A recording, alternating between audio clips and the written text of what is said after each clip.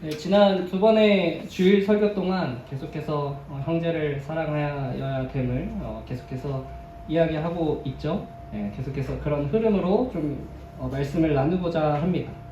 반복되는 부분이 있으니 조금 지루할 수 있지만, 그러나 우리가 형제 간의 사랑을 이루어야 하는 것은 반드시 이루어야 하는 일이기 때문에 거듭해서 계속해서 말씀을 전하고 있습니다.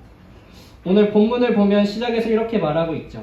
믿음이 강한 우리는 마땅히 믿음이 약한 자의 약점을 담당하고, 여기서 마땅히라고 하는 말의 뜻을 여러분들 당연히 아시겠지만 부탁이나 권유의 말씀이 아닙니다.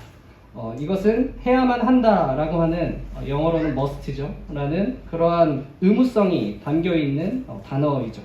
그래서 의미적으로 오늘 본문을 다시 읽어보자면, 믿음이 강한 우리는 반드시 믿음이 약한 자의 약점을 담당해야 된다라고 읽어도 무관한 것이죠. 이 관점으로 우리가 누가 믿음이 강한 자인가 라고 이야기를 한다면, 결국은 다른 이의 약점을 감당하는 자가 믿음이 강한 자다라고 이야기를 우리가 할 수 있게 됩니다. 우리는 교회에 예수 그리스도에 대한 믿음으로 모이지만 사실은 각자 다른 수준의 믿음을 가지고 모이고 있습니다. 누군가는 이제 예수님에 대해서 차근차근 알아가는 그 정도 수준일 수도 있고요. 또 누군가는 예수님을 만났지만 여전히 뭔가 자신이 삶의 주인으로서 예수님께 아뢰지 않고 의탁하지 않고 자기 주관대로 뚜렷하게 살아가는 사람도 있을 것이고, 또 누군가는 예수님에게 자신의 삶을 맡긴 채 모든 것을 기도로서 성령의 인도하심을 구하면서 그렇게 살아가는 사람도 있을 것입니다. 사실 이렇게 크게 세 가지로 나눴지만 어떻게 이 딱 세 가지로 우리의 믿음을 정의하고 수준을 내릴 수 있겠습니까?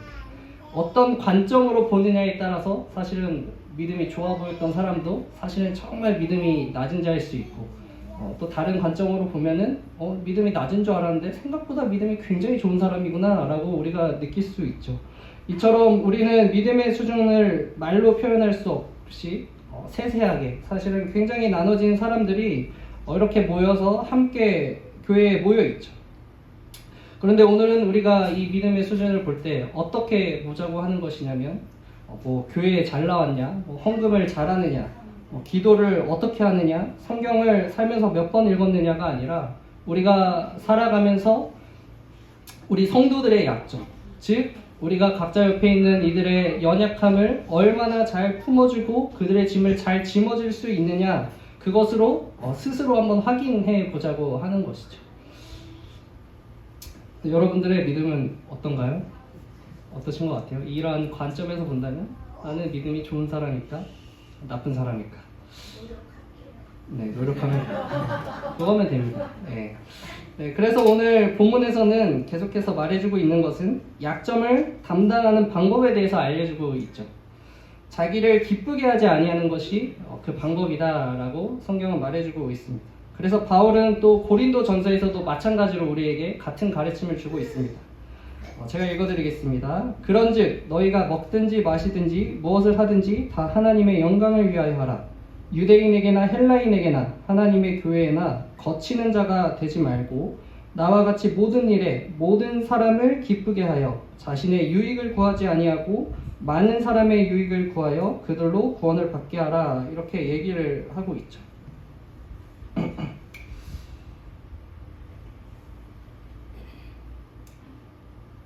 우리가 믿음이 강한 자가 믿음이 약한 자들에 대해서 나의 옳음, 믿음이 강한 사람이 옳다고 생각하는 것들로 믿음이 약한 자들을 판단하고 그 사람들을 나의 옳은 대로 너 무조건 그렇게 행해, 그게 잘된 거고 그게 맞는 거야, 그렇게 강제하게 된다면 이 믿음이 약한 사람들은 사실 어떻게 돼요? 사실은 반드시 시험에 들게 돼 있어요. 이것은 사실 나의 기쁨을 위한 일일 때가 더 사실은 많기 때문이죠. 그래서 결과적으로는 어떤 결과가 나오냐, 사실은 나의 의로움만 막 뿜뿜 이렇게 막 나타내고 나의 자랑, 난 이렇게도 해, 난 이렇게 하고 있어, 난 이렇게 살아가는 의로운 사람이야, 그렇게 자랑하는 꼴밖에 되지는 되고 마는 것이죠. 하나님께서는 결코 그런 모습을 기뻐하지 않습니다. 우리가 사람들에 대해서 이것저것 지적하고 가르치려고 들지만 우리가 솔직히 진짜 생각해보면 그것이 그 사람을 위한 일일 때보다 이 공동체를 위한 일일 때보다 나의 유익을 위한, 나의 어떤 마음적, 심적 안정, 나의 기쁨을 위한 때가 더 많다고 하는 것이죠. 저 또한 그렇죠. 막 혈기로는 어때요? 막 여러분들을 막 수요예배 막 안 빠지고 다 참석시키게 하고 싶고 뭐 그잖아요. 통제하고 싶잖아요. 막 새벽 아침 예배를 안 나와? 어떻게 그럴 수 있어? 막 하면서 남으라고 제 맘대로 하고 싶잖아요. 왜? 그게 옳다고 생각하기 때문에. 그런데 혈기죠, 사실은. 네. 사실은 변화는 누가 시키시는 거예요? 사실은 하나님이 시키시는 거죠. 저는 그렇게 권유하고 부탁하고 어떻게 정중하게 말할 수는 있지만 제가 여러분들을 강제로 통제를 할 수는 없는 거예요. 물론 뭐 통제한다고 통제를 따를 뿐도 아니지만요. 네. 사람이 악한 본성 중 하나가 뭐예요? 그것은 사람이나 상황을 쥐고 흔들려고 하는 것이 사람의 아주 원초적인 그 본능 중에 하나입니다. 사실 예수님이 십자가에 못 박혀 죽으실 때 선동했던 사람들, 첫 선동했던 사람들 어땠을 것 같아요? 막 기분 아마 날아갔을 거예요. 와, 이 사람들이 다 내 말을 듣고 다 죽이자고 한 마음이 돼서 외치다니. 아, 진짜 신난다. 네. 뒷일은 생각 안 하고 사람 죽이는 일이라는 나쁜 건 생각 안 하고 지금 당장 상황을 쥐고 흔들고 사람을 막 쥐고 흔드니까 굉장히 기뻤을 것입니다. 아마 사기꾼들도 그렇겠죠? 당장에 그 돈이 들어오는 것보다도 막 사람이 내 말대로 막 움직이고 막 내가 하라는 대로 하네? 아마 그것도 진짜 기쁠 거예요. 돈 들어오는 것보다도 그것도 정말 짜릿할 겁니다. 이처럼 우리는 남을 통제할 때 본능적으로 네, 본능적으로 기쁨을 느낀다는 말이죠. 그러나 우리가 분명해야 될 것은 통제하지 못할 것을 통제하려 들지 말고 통제하지 않아야 하는 것을 통제하지 말아야 합니다. 그러지 않는다면 반드시 우리 가운데 죄가 틈타게 돼 있어요. 사울은 자신이 통제할 수 없는 전쟁 상황에 빠졌죠. 심지어 블레셋 군인이 더 셌어요. 자기는 이 상황을 너무 통제하고 싶었어요. 하나님의 그 군사로서 막 싸우는 그 상황을 그려가길 원했지만 제사장은 오지 않고 어떻게 해요? 자기가 예배를 드리는 거예요. 이 조급한 마음에 예배를 드려버리고 제사를 드려버리고 또 이 다윗이라고 하는 사람이 참 하나님의 기름 부은 사람인데 이 사람도 자기 손에 쥐고 자기 뜻대로 하고 싶은 거예요. 그런데 안 되니까 결국은 분노하고 질투하고 시기하고 마음으로 한평생은 또 죽을 때까지 살아가지 않습니까? 이처럼 우리가 만약에 옆에 앉은 우리 성도들을 함께하는 성도들을 통제하려 든다면 마음속에 반드시 죄가 틈타게 되어 있습니다. 우리는 서로 통제하는 사이가 아닙니다. 그 당시 교회에는 신분을 막론하고 모였어요. 하지만 귀족조차도 노예를 통제하고 명령하는 사이가 아니었어요. 그들은 서로 동등한 관계였습니다. 또 초대교회 또한 히브리 유대인들, 헬라파 유대인들, 심지어 그들이 경멸하고 멸시했던 팔레스타인에 살던 그 이방인들이 다 교회에 모였어요. 네, 그런데 그 교회를 이 히브리파 유대인들이 막 좌지우지하고 명령하고 통제하지 않습니다. 심지어 그들이 이제 히브리파 과부들이 구제 문제로 시험에 들자 그 결론은 누구였어요? 헬라파 유대인들을 그 구제하는 역할로 담당하는 것을 세우는 것을 우리가 보게 되는 거죠. 그 당시 교회는 어떤 사람이든 모이면 하나 되는 모습을 보였습니다. 세상적으로 내가 어떤 사람이든 옆 사람이 어떤 사람이든 교회에 모이면 그리스도 안에서는 귀천이 없고 형제자매로서 내가 사랑해야 하는 사람이었던 것이죠. 우리도 이와 같이 서로 성도들을 통제하고 뭔가 명령하고 내 뜻대로 움직이려는 것이 아니라 반드시 서로 사랑해야 합니다. 옆에 앉으신 분들을 보시면서 마음속으로 생각하세요. 사랑으로 참아줘야지. 사랑으로 용서해줘야지. 사랑으로 함께 해줘야지. 옆에 존재는 그런 사랑해야 되는 존재입니다. 그 사랑이 우리를 자연스럽게 오늘 본문의 2절로 이르게 하죠. 우리 각 사람이 이웃을 기쁘게 하되 선을 이루고 덕을 세우도록 할지니라. 여기서 말하는 기쁨은 단순히 남의 기분을 맞추라는 것이 아닙니다. 우리가 세상용어로 싸바싸바라고 하죠. 요즘도 그렇게 하는지 모르지만 싸바싸바 하라는 게 아니에요. 또 남이 원하는 것을 이루기 위해서 맹목적으로 도와주라 라고 하는 요구도 아니에요. 어떤 사람이 막 나쁜 짓을 하려고 하는데 이 사람 기쁘게 해야 돼. 도와줘야지. 이렇게 하라는 말이 아닙니다. 이 모든 것을 들어주는 것은 사실 사랑이 아닙니다. 하나님께서도 우리를 진짜 사랑하시기 때문에 우리가 막 맹목적으로 비는 기도와 소원에 대해서 응답하시지 않습니다. 우리의 기분을 맞추기 위해서 하나님께서 기적을 행하시거나 역사하시거나 뭔가 큰일을 행하시지 않는다는 말이에요. 하지만 우리에게 진짜 좋은 것, 우리에게 정말 유익한 것을 위해서는 아무것도 아끼지 아니하시죠. 네, 기꺼이 희생하십니다. 그게 누구예요? 예수 그리스도. 기꺼이 희생하신단 말이에요. 예수 그리스도를 이 땅에 보내시고 십자가에 못 박혀 죽으시게 하신 것, 이 모든 것들이 증명이 되는 거죠. 이처럼 오늘 말씀 또한 타인의 신앙에 유익이 되고 덕이 되는 일이라면 자기를 희생해서라도 그 필요를 채워주라는 의미를 담고 있는 겁니다. 예수님께서 가버나움 한 집에 모여서 이제 말씀을 가르치기 시작을 했습니다. 그래서 이제 집이 꽉 찼어요. 그랬더니 갑자기 시간이 좀 지나고 지붕이 막 뜯기기 시작하는 거예요. 그리고 나서 밧줄에 매어서 중풍병자가 하늘에서 내려오는 것이 아니겠습니까? 자, 예수님께서 이 중풍병자를 어떻게 하시냐면 결국은 고쳐주시죠.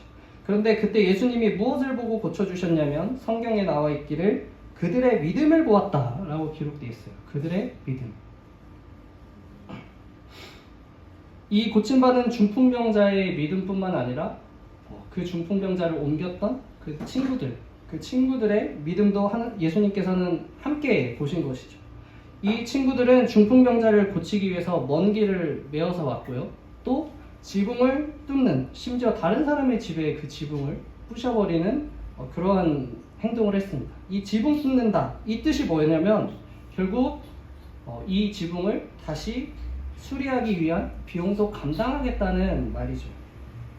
만약 이 친구들이 단지 중풍병자에게 고용된 사람이고 돈에 의해서 움직였던 사람이라면 예수님께서는 중풍병자의 믿음만을 칭찬하고 고쳐주셨을 것입니다. 하지만 굳이 그들이라고 표현하셨습니다. 또 바울이라는 사람도 있죠. 바울도 굉장히 남을 위해서 살았죠. 가능한 많은 사람을 주께로 인도하기 위해서 자기 유익보다도 그들의 유익들을 위해서 구하고 또 그들의 기쁨을 생각하며 헌신하며 간구하는 삶을 살았습니다. 다른 이의 믿음을 위하여, 그들의 신앙을 위해서 인내하고 헌신하는 것, 또 때론 소비하는 것, 이 모든 것들이 우리가 가져야 하는 믿음이고 사랑의 자세다라고 말해주고 있습니다. 하나님과 나의 관계가 이제 신앙의 시작이지만 어때요? 신앙이 성숙된 사람일수록 더 강한 믿음을 가진 사람일수록 옆 사람의 신앙도 사실은 챙길 수 있게 되는 거예요. 그래서 나만 은혜 받으면 되고 나만 편하면 되는 신앙이 아니라 함께 은혜 받고 함께 짐을 지는 그 수고로운 길을 걷게 되죠. 왜냐하면 그것이 예수님께서 살아가신 그 직접적으로 보여주신 방법이며 사랑의 결과이고 또 하나님의 뜻이 그러하기 때문에 그렇습니다. 여러분들도 예수님과 같이 이 주변의 사람들, 우리 함께 앉은 성도들의 세상 기쁨을 채워주는 것이 아니라 사랑하기 때문에 이 신앙의 유익함을 위해서 희생할 수 있는, 그래서 그들을 기쁘게 할 수 있게 되시기를 바랍니다. 그러면 성경이 말하기를 우리 교회는 서로 뜻이 같게 될 것입니다. 또 한마음 한입으로 하나님 곧 우리 주 예수 그리스도 아버지께 영광을 돌리게 될 것입니다. 그것이 하나님이 원하시는 교회의 모습이고 하나님께서 받으시는 예배인 거예요. 우리가 서로 사랑함으로 마음이 같아지고 뜻이 같아지고 한 마음으로 하나님께 영광 올려드리는 것, 그것이 하나님께서 바라시는 예배인 것입니다. 그렇기 때문에 바울은 마지막 7절에서 한 번 더 강조를 하죠. 세 번역으로 제가 읽어드리겠습니다. 그러므로 그리스도께서 하나님의 영광을 드러내시려고 여러분을 받아들이신 것과 같이 여러분도 서로 받아들이십시오. 심지어 뭐라고 말씀하고 있어요? 심지어 거룩한 죄가 하나도 없으신 그 예수님께서 죄 많고 많은 죄덩어리인 우리를 받아주셨다. 그래서 우리의 죄가 용서받고 구원의 자리에 이르게 되었는데 어떻게 너가 다른 형제들을 용납하지 않을 수 있느냐, 이렇게 우리에게 강력하게 권고하고 있는 말씀입니다. 우리가 다른 사람을 그 잘못을 용납하는 기준은 사실은 예수님처럼 돼야 돼요. 예수님의 기준으로 사람을 용서할 것인가 말 것인가를 해야 합니다. 세상 사람들보다 조금 더 자비롭다고, 조금 더 착한 사람이라고 내 기준이 옳은 게 아닙니다. 네, 옳은 기준이 되려면 예수님께서는 이 사람을 용서하셨을까? 용서하실까? 네, 그 질문이 내 마음속에 있어야 합니다. 내 기준으로 용서하지 못하고 원망하고 저주하면 그것은 곧 뭐냐면 오늘 성경의 말씀에 따르면 이 교회의 연합을 깨는 사람이 되는 거예요. 그래서 이 교회의 진정한 죄인은 사실은 잘못한 사람이 아니라 말씀드렸듯이 사랑하지 못하고 용서하지 못하는 사람이 이 교회의 우리의 하나됨을, 일치됨을 깨는 사람이 되는 것이죠.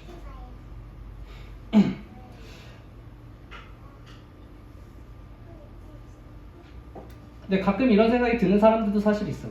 아니 이 사람이 나랑 같은 교회를 다녀? 그런 생각이 들 때가 있죠. 이 작은 교회는 상관이 없는데 막 큰 교회를 다니다 보면 정말 별의별 사람들이 사실 다 있잖아요. 진짜 사업하러 교회 오나? 막 이런 사람들도 있고 많은 사람들이 있습니다. 그러나 예수님께서 말씀하시는 거죠. 내가 너를 위해 십자가에 못 박힌 것 같이 그를 위해서도 십자가에 못 박혔다. 이렇게 얘기를 하시는 거예요. 내가 너를 용서해 준 것 같이 너도 그를 용서해라. 네, 우리 교회를 비판하는 사람들에게 사실 이 공감해주는 말이 있어요. 교회를 비판하는 사람들에게 공감해주기 위해서 하는 말이 있습니다. 교회도 똑같아. 죄인들이 모이는 곳이야. 네, 다 그래 이렇게 얘기를 하잖아요. 맞아요. 틀린 말이 하나도 없습니다. 우리는 진짜 다 죄인들이 모인 곳이에요. 그런데 빠진 게 있죠. 그럼에도 우린 서로 사랑해요. 우린 서로 용납하고 용서해. 우린 서로 부족한 점을 채워줘. 아니 솔직히 완전히 그러진 못해. 근데 그래도 그러려고 노력은 해. 네. 이게 세상과의 차이죠. 아무리 세상에서 손바닥질 받고 욕 먹어도 교회 오면 그를 우리는 용서해야 돼요. 사랑해야 돼요. 그것이 예수님의 말씀이고 뜻이기 때문입니다. 그것이 진짜 교회고 하나님께서 원하시는 교회이기 때문에 하나님께서 말씀하십니다. 너희도 서로 받으라. 서로 받으라 얘기하십니다. 하나님께 영광 올려드리고 싶고 참되게 예배 드리고 싶습니까? 먼저 옆 사람을 사랑하고 정말 받으십시오. 마음에 받으시고 그를 사랑하시기를 바랍니다. 신학생 때 이제 교회를 보면서 참 이상하다는 생각을 사실 좀 많이 했어요. 교회들을 보면서 제가 다니던 교회 말고요. 그냥 한국 교회를 보면서 이상하다라는 생각을 많이 했습니다. 사실 너무 많이 싸우는 거예요. 교회가 정말 많이 싸우죠. 뉴스를 보면은 모범이 안 돼요. 교회 내에서도 싸우고 교회끼리 싸우고 교회를 다니지 않는 사람이랑도 싸웁니다. 다 그냥 그죠? 그냥 싸움 광들밖에 없는지 싸워요. 맨날 싸워요. 물론 우리가 진리를 수호하기 위해서는 반드시 싸워야죠.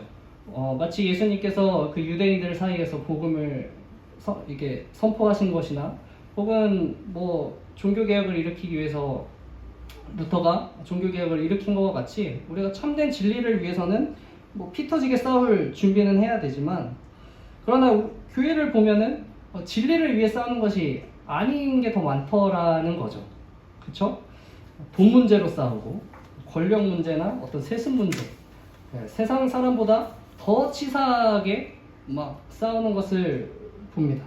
또 작게는 교회 안에서 연합수련회 이런 데 가면 밥 먹는데 새치기 한다고 막 욕하고 막 마음속으로 저거 교회 그리스도인들이 저래 막 그랬잖아요. 막 싸우고 나한테 막 괜히 친절하지 않으면 나 싫어하나?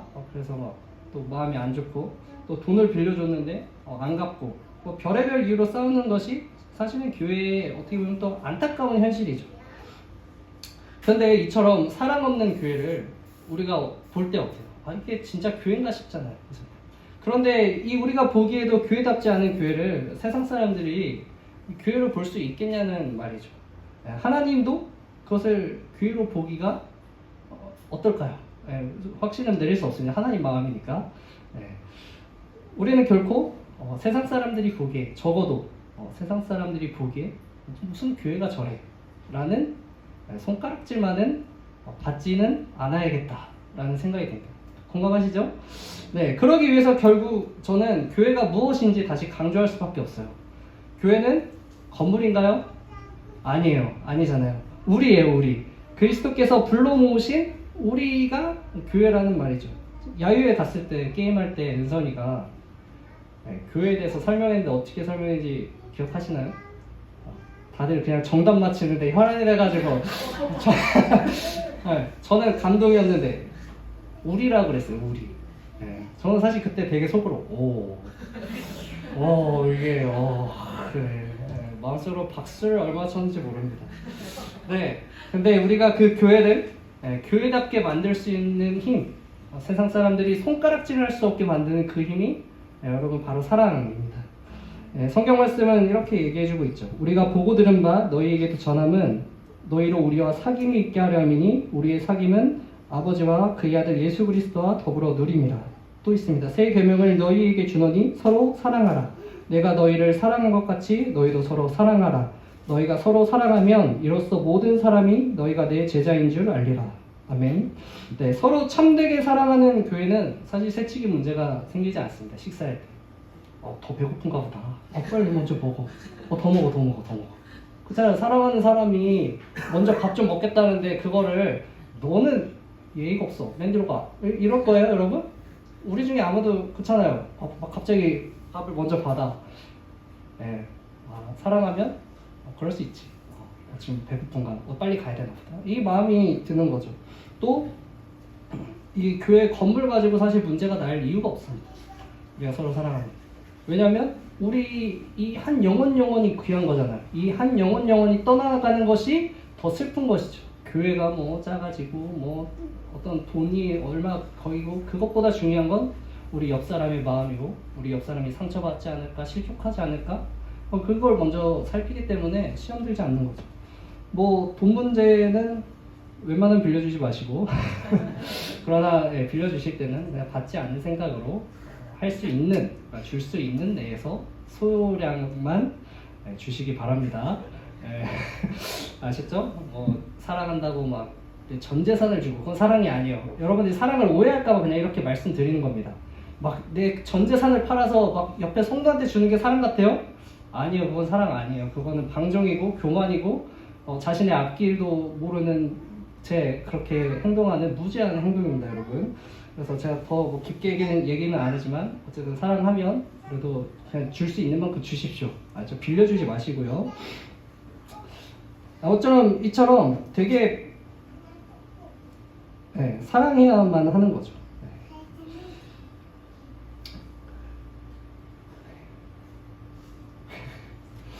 제가 여러분들에게 사실 당장 큰 변화를 원하는 게 아니에요. 정말 미운 사람이 갑자기 용서가 되고 막 그 사람을 막 진짜 사랑해가지고 막 연락 한 번도 안 하다가 갑자기 막 매일 연락하면서 뭐 잘 지내니? 오늘은 뭐 했니? 이렇게 막 변화되기를 지금 당장 바라는 것이 아닙니다. 그러나 작은 변화부터 시작하면 되는 거죠. 그저 하루 종일 살아가면서 교인 얼굴 한 번 더 생각하고 한 번 더 기도해주고 또 뭐 주중에 연락 한번 해보면 되는 겁니다. 뭐 매일 연락하라고도 안 해요. 그냥 서로 힘들어요, 그렇죠? 그러면 그냥 생각나서 연락했어. 오늘도 좋은 하루 돼. 뭐 이 정도면 되는 거죠. 또 주일날 얼굴 보면은 그냥 인사해주고 갑자기 눈 마주치면 그냥 한 번 더 웃어주고, 그죠? 만약에 혼자 막 바쁘게 뭐 하는 것 같으면 그냥 눈치껏 가서 이렇게 일손 거들어주고, 그게 사랑이죠. 뭐를 하겠습니까? 그죠? 우리가 여기서 진짜로 사랑한다고 아까 말한 대로 뭐 내 전 재산을 털어서 줄 거예요? 아니면 진짜 뭐 할 거예요? 하루 종일 붙어 다니면서 수발을 들면서 뭘 할 거예요? 그런 거 하라는 겁니다. 이러한 소소한 사랑부터 시작하고 또 그 마음, 사랑하는 마음을 전할 수 있는 우리 새소망교회 여러분들 되시기를 축복합니다. 그 사랑이 우리를 교회되게 그리고 예배를 예배되게 만들 것입니다. 아멘. 기도하겠습니다.